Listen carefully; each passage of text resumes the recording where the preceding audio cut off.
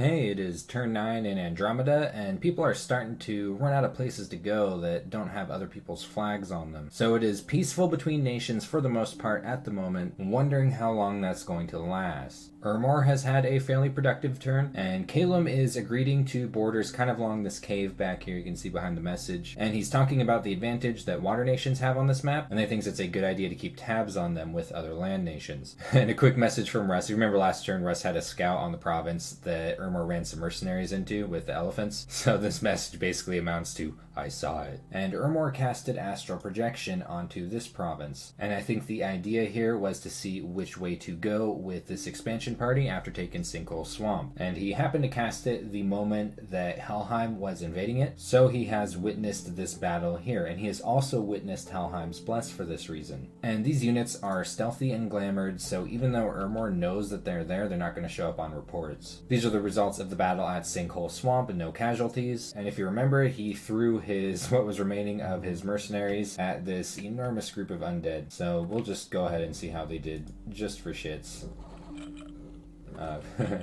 Quite predictably, they got absolutely massacred by these long dead horsemen.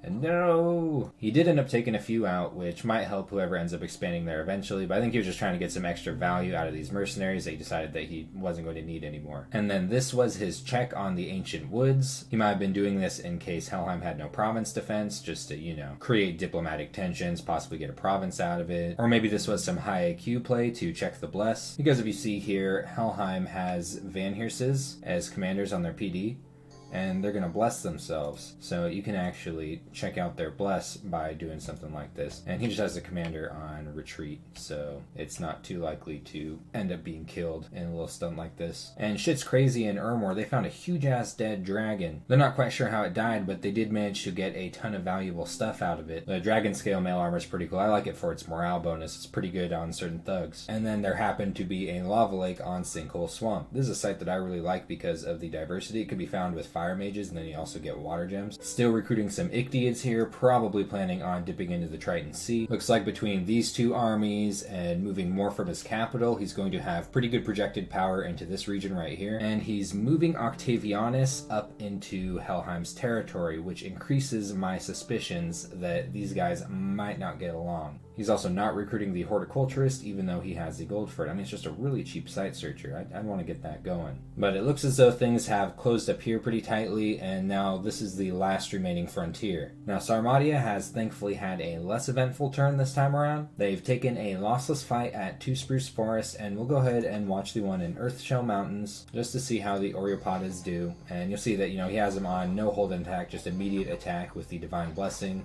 I think that's a pretty good habit because it keeps your units under less enemy projectile fire. And he does lose a single Oreopata, but takes the province, which happens to be highlands covered in mist. Gets some air gems out of it. That's nice, especially if he can get his crystal sorceresses going right here. The forest is still bugging the locals at the Pantocrator's Legacy. There's obviously something really unpleasant happening with the woods here. And I personally would want to get at least one of these site searching, though I think he is really focusing on the research. He's really close to getting the Awakened Tattoos, which is going to make his Oreopatas stronger. But he's got a lot of mages locked up in leading expansion parties. So quiet turn for Sarmatia, but that isn't exactly a bad thing given, what previous turns have been like. Hopefully things are going to start looking up for him. And Kailum has received a message from R'lyeh talking about how he's just kind of watching what's going on up on land, and that he's at least saying to Kailum that he has sort of a bias against Hinnom, and that he would be willing to assist Kailum in a war against Hinnom. Though,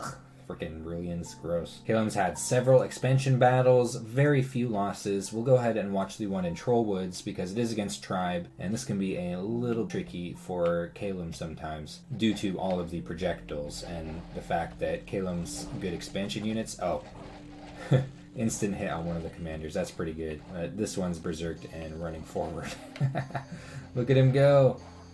gets got by the Prophet in the end. So pretty low amount of losses against Deer Tribe, actually. Pretty good trade for Kailum. And it looks very clear what Kailum has left available for territory. Pretty much just these 3 provinces, though he does still have this throne to take care of eventually. I'd personally actually consider pinging this turn, maybe with this scout, to get an idea of what's on it. Because, it's entirely possible with all of his expansion parties freed up and whatever's on the capital. Looks like he's been working up some mammoths. Maybe it's with the throne in mind. Get an idea of what's on it, and he might even be able to take this next turn. He's got a couple of site searchers working now, and this goblin is still watching anime in the cave. Looks like he's saving up some of his gold to get either another fort going or maybe to build some infrastructure here, or both. I'm thinking that this is probably a really good spot for a second fort. What's kind of cool about Kailum is that with a lot of nations, you want your forts a little closer to your borders, so that if your borders are violated, you can respond really quickly with whatever is garrisoned inside the fort. With Kailum, it's often advantageous to have your forts kind of back and out of the way, and that's because when there's a problem, you can just fly your units in. So I think that this is an excellent spot for a fort for Kailum, and I hope to see one go up here. So there's a big buzz in Helheim's capital right now, and Ermor is saying that the proposed border by Helheim is good for the most part, other than a specific province that he did take, and he is refusing to form a non-aggression pact, which doesn't necessarily mean that he wants to fight. Like, I personally never form non-aggression pacts, and it's not because I have a problem with the concept, it's just a personal preference kind of thing. I just like using different methods to establish peaceful relations. And Ermor is apologizing about the commander that he sent into the woods. So at least he's saying something about it, though this would really irk me. And Sarmatia agrees with the borders that Helheim proposed, as long as he doesn't build forts either here or here. And Kailum is continuing to spread concern about the water nations, and Hinnom is also completing the border agreement. So other than with Ermor, where his border seems to be a little bit sticky, his relations with his neighbors are going pretty well. Several expansion battles, no losses in the wetlands, no losses in R'lyeh, and we will watch the one in Nirn because this is the one that has sort of the smallest little expansion group right here. Just 4 Hellhirdings leaded by a Vanheers. And he's actually up against a decent amount of cavalry here.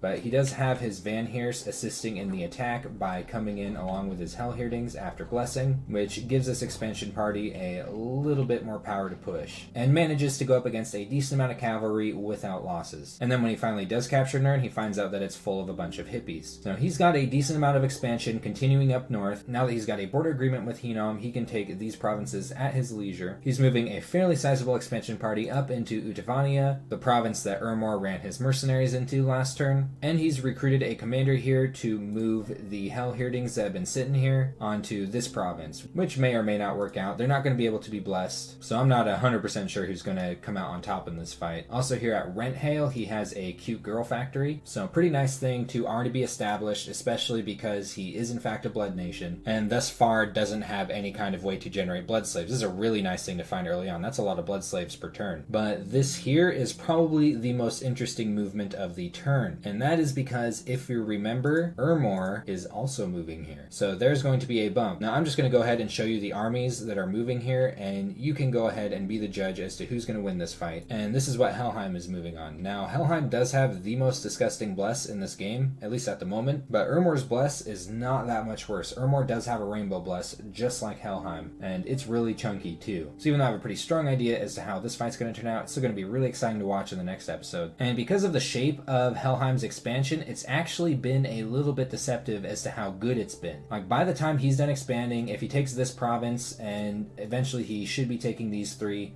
and probably this throne, he's going to be sitting on about 20 provinces. He's going to be in a very, very strong position. It's just that the hourglass shape is kind of strange, and a little bit awkward given the presence of Atlantis that definitely wants into this lake over here. So Russ has received a message from R'lyeh, and he's basically begging for this swamp province he took, while also offering to potentially assist Russ in a war. Now, personally, Russ, if you're watching this, like, it's true that this province kind of blows, and it could be kind of annoying to potentially piss off a water nation that's right next to you. But there are a couple of reasons that I don't think you should give this to R'lyeh. The one that's a little bit less obvious is the main reason that R'lyeh is going to want a little bit of land territory is to build a fort for some of his coastal recruitment. But the obvious reason is that swamps can actually be pretty good for magic sites. So you could be site searching this and then potentially generating gem income from it. So even though it's really low income, it's still very valuable as a province. But if you're looking for an ally in the water, letting him have this province is a very good way to make unique one. So I'm not saying that it's strictly a bad move, I'm just kind of sharing my thoughts on it. I personally wouldn't let R'lyeh have this. Russ has had a single expansion battle, it has been into Black Peaks, but then the moment that he gets onto Black Peaks, it looks like a witch was not really happy with the change in leadership, and suddenly a bunch of nasty shit started coming at the army. And I really do mean nasty this time, I use that word a lot, but these things are actually stinky, dirty bastards. They've got a poison spit attack,